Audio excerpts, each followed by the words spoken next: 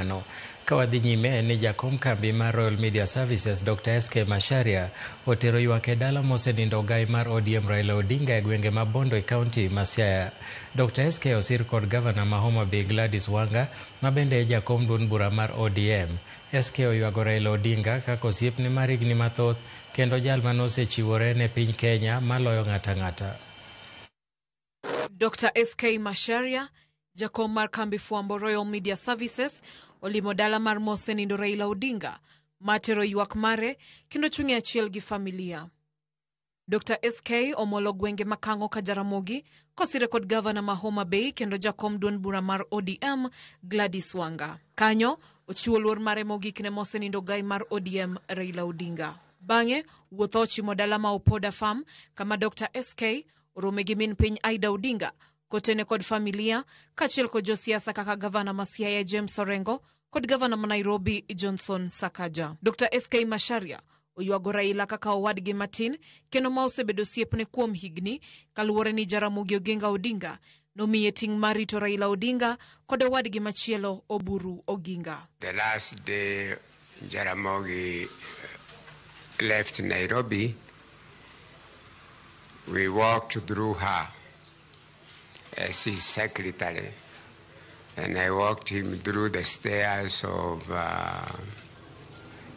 Ajib House. And as I put him in a car, he told me he will come back the following week. We go and see President Moi.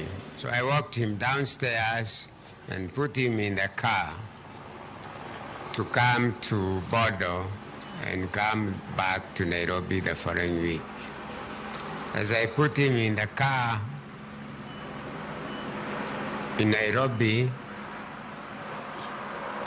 he told me he has two sons, one called Oburu and one called Laira.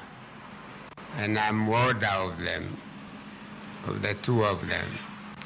I take care of them. Dr. SK Macharia bende odhialo Raila Odinga kaka jasiasa mosechiwore ne piny Kenya moloyo ng'ata ng'ata kendo onge jal mora mora e thur kaendi madipim kode. Achiel kuom gigo mosemiyo siro Raila Odinga kinde ka kinde kod familia mare. Whenever you have been hearing rumors, Akikuyu called SK even during Matiba's time that is supporting Raila Odinga or others during Kebake's time and Uhuru's time that I'm supporting Odinga, Raila Odinga, is because they are my brothers. They were left for me, and she testifies to that. You take heart, Mama. Take heart. Thank you. We'll fight him there. He's a great man. He was a great man. Just like his father. Like father, like son. He was a great father. For this country, he has given to this country what we don't know. Maybe the history will tell us. But for now, we don't know anybody else who has given that much of his life to this country. Mama Aida Odinga korka kore olero kaka familia mare kod mano ma Dr. SK Macharia osebedo gi osiep makare kuom higni ahinya to chakre ndalo mag wuon Raila Jaramogi Oginga Odinga. Osiep mar joka Jaramogi kod SK en osiep moa mabor.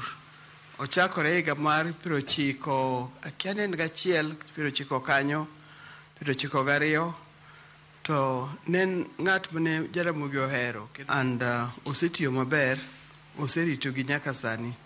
Amor nobiro kaka wuono mondo bendo biyo gono osiepni oriti. Efinye Kidi, Ramogi TV.